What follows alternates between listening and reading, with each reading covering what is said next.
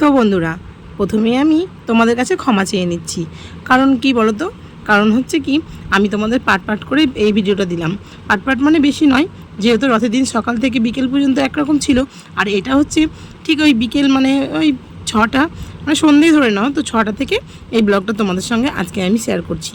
তো প্রথমেই তোমাদেরকে জানাই গুড ইভিনিং। তো তোমরা সবাই কেমন আছো? আশা করছি খুব ভালো আছো, আর আমার পরিবারেরও সবাই ভালো আছে। আর এই যে দেখতে পাচ্ছ, আমি এখন পরে নিচ্ছি শাড়ি। তো শাড়ি পরার এই একটা দোষ, মানে কুচি করার সময় কাউকে না কাউকে লাগে, তবে সিল্কেটিক শাড়িতে লাগে না, কিন্তু এই যে শাড়িটা পরেছি সেটাতে লাগছে, কারণ এদিকটা ফুলে ফুলে থাকছে। তো তার জন্য ছেলেকে বলছিলাম যে ধরে দিতে। আর দেখো গরমে পুরো হাঁসফাঁস অবস্থা, মানে আমাদের অবস্থা খুবই খারাপ ছিল। তো দেখতেই পাচ্ছ পেছনে এই নাইটিটা, তো এই নাইটিটা মাই দিয়েছে। তো তার জন্য ওই বাড়ি যাওয়ার পরে বোন বললো এটাই পর, কারণ মা কিনে দিয়েছে, আর নতুন এখানে পরলে মায়েরও ভালো লাগবে। তো তার জন্য এই যে দেখতে পাচ্ছ, তো ওই নাইটিটা ওখানে কেন ওইভাবে দিয়েছি, পুরো ঘেমে পুরো ভিজে গেছিলাম, তো তার জন্য ওই নাইটিটাকে ওখানে রেখে দিয়েছিলাম।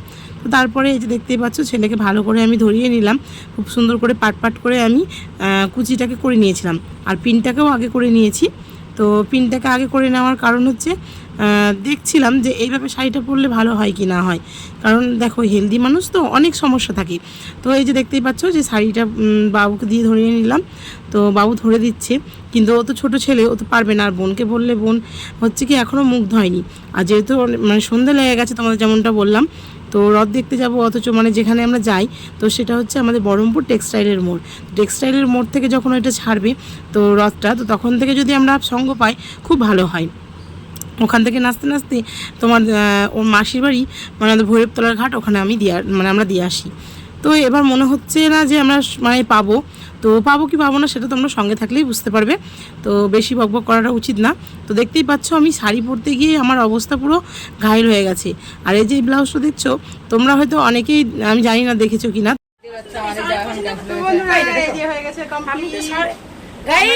আমি তো বলি গাইস, আমি তো তখন থেকে শাড়ি খুঁজতে খুঁজতে তো একদম অবস্থা দেখা যায়। দেখো দেখতে পাচ্ছি, দেখো দেখো আমি এরকম করে ফেলছিলাম আর এইভাবে করছি, আর এইভাবে ফাইনালি শাড়ি খুঁজে পেয়েছি। আমি তো ব্লগ বন্ধ করে দিয়েছি, তোমাদেরকে দেখাচ্ছি। দেখো তো এই যে তখন থেকে খুঁজে নিয়ে শাড়ি, আর এই ব্লাউজটা তখন থেকে খুঁজেই পাচ্ছিলাম না। এই ব্লাউজটা খুঁজতে খুঁজতে একদম টাইম শেষ করে ফেললাম। চলো, তো এখন আমরা হয়ে গেছি, তো শাড়িটা পরেছি, এখনো বাদ বাকি পুরো মেকআপ তো করবোই না। দেখো মেকআপ করলে পুরো ঝলসে যাচ্ছি, তাই মেকআপ আমি করবো না, কারণ হালকার উপরে রাখবো, শুধু একটা টিপ আর সিঁদুর আর লিপস্টিক লাগিয়ে দেবো, ব্যাস।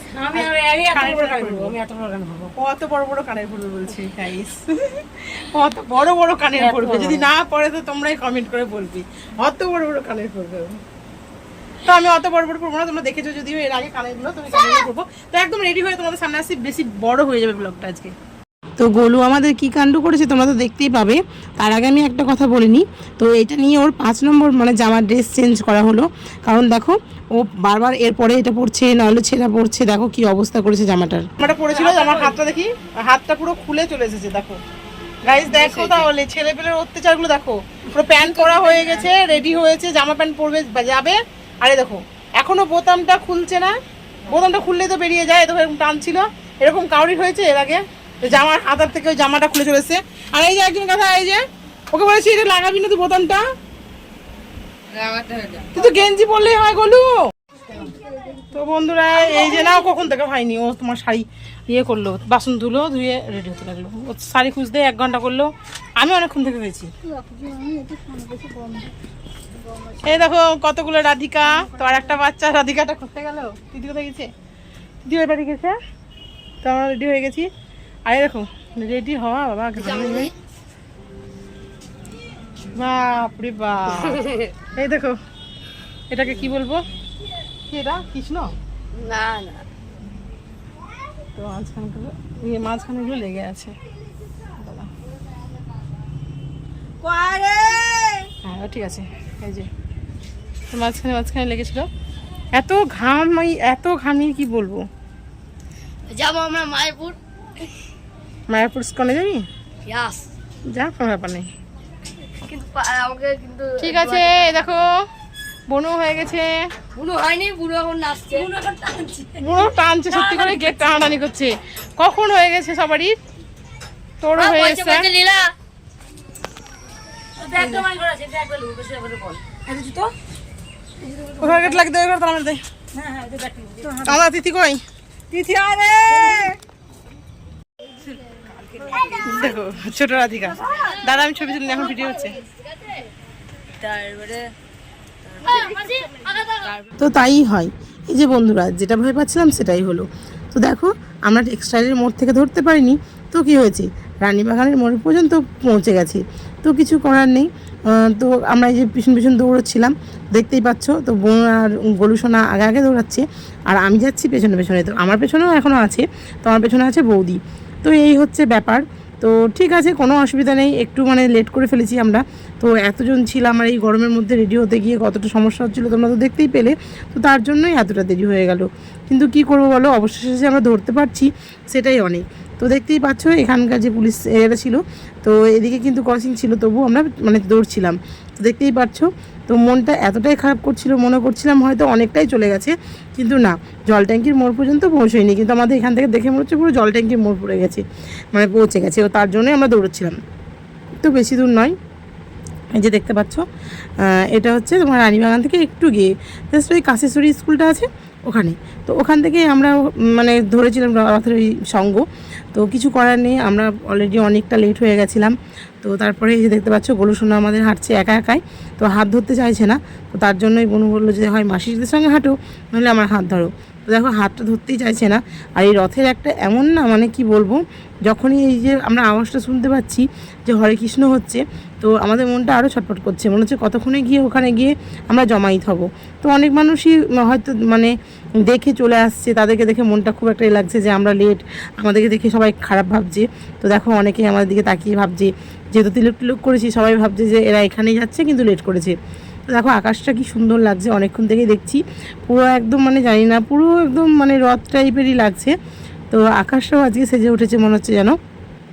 তো অবশ্যই সাজবে, কারণ প্রভু জগন্নাথ দেব যখন আজকে সেজে যখন পিসির বাড়ি মানে মাসির বাড়ি যাচ্ছে, তখন তো সবাই মানে মেঘটাও দেখো পুরো একদম মানে সেই লাগছে, তাই না? তো তোমাদের কেমন লাগছে অবশ্যই তোমরা একটু কমেন্ট করে জানাবে কেমন কেমন লাগছে। তারপরে এই যে শুরু হয়ে গেছে জ্যাম, আর তারপরে যে দেখতেই পাচ্ছ আমরা ধরে নিয়েছিলাম সঙ্গ, আর এটা হচ্ছে তোমার ছেলেদের একটা ব্যান্ড, এটা জানি না এটাকে কী বলে। তো খুব সুন্দর মানে এটা হচ্ছিলো, বাজছিল।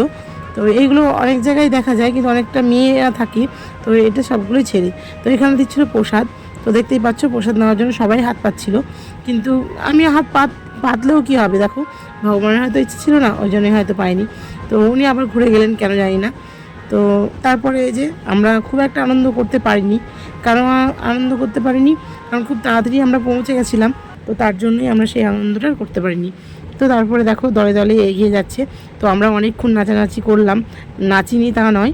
তো তারপরে আমরা একটু সাইড হয়ে গেছিলাম, যেহেতু নাচানাচি করলে তোমাদের কেমন করে দেখাবো, তো তোমাদেরও তো দেখাতে হবে, তাই না? তো তার জন্য ভিডিও করার জন্য আমি দাঁড়িয়ে পড়েছিলাম। আর ছেলেকে যদি ভিডিও করতে দিই তখন ভিড়ের মধ্যে কোথায় হারিয়ে যাবে, তখন ওকে খুঁজে পাবো না। তো তার জন্যই দেখো ছেলে আর আমি দুজনেই ধরছিলাম। তো তারপরে দেখো মনটা একটু খারাপ হয়ে গেল যে এদিকে মানে আমরা দেরি করে ফেলেছি, তার জন্য চলে এসেছি জগন্নাথ দেবকে দর্শন করতে। মানে এখানে একটা জগন্নাথ মন্দির আছে, সেখানে মানে অনেক দিন থেকে, যখন আমরা ছোটো ছিলাম তখন থেকেই এখানে আমরা রথ দেখতে যেতাম। তো তারপরে দেখতেই পাচ্ছ রীতিমতো কত ভিড়, আর এটা হচ্ছে প্রসাদের লাইন। তো প্রসাদের লাইনে গিয়ে আমরা কী করবো বলো, আমরা তো লাইন দিতে পারবো না অতটা, মানে প্রচুর অনেক দূরের লাইন হয়ে গেছিলো। তো তারপরে যে জগন্নাথ দেবকে একটু দর্শন করে নিলাম, তারপরে একটু দক্ষিণাও দিয়ে দিয়েছিলাম, প্রণামটাও করে নিলাম। তো একসঙ্গে সব কিছু কাজ করে নিয়েছি। তো তারপর দেখতেই পাচ্ছ সবাই মাথার মানে ঠেকিয়ে প্রণাম করছে জগন্নাথ দেবকে। তো ছেলেও একটু প্রণাম করে নিল।